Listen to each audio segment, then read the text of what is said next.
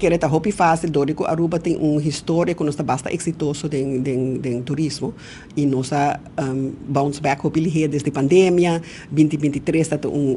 outro ano grande para turismo, então essa é que era hopi fácil para nós políticos não pensa que isso aqui está algo que sempre lo está fácil, pero está hopi trabalho está tuma, está hopi anos de trabalho, hopi anos de inversão, hopi anos de mercadeio, hopi anos de trabalho duro de milhares de gente que está trabalhando na indústria de turismo, que cria boa reputação para Aruba, que a creia que o turista não quer bem Aruba, pero isso aí não que menco a reputação é nota frágil. E me te quero lo que é importante tá que ora que nós está gasto para turista, bom me te acorda se de outra banda nós está valor também que lo que o turista está receber, para lo que está paga. Dus lo que nós está realizar tá com mestre, isso aí que como está queda invertir também den indústria de turismo. Dus se botar para fazer Aruba mais caro para turista, que botar fazer de outra banda para estar seguro que o que Aruba está oferecendo ao turista está queda de melhor qualidade. Então, sei que vamos dar bom serviço, sei que nós vamos ter solução para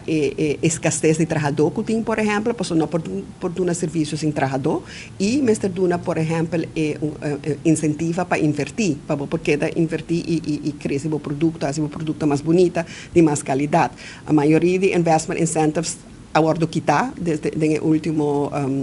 cambio de imposto que se você vai risar o preço para turista e agora também introduzir algum incentivo para inversionista que queda invertir em o produto turístico que nós temos de oferecer.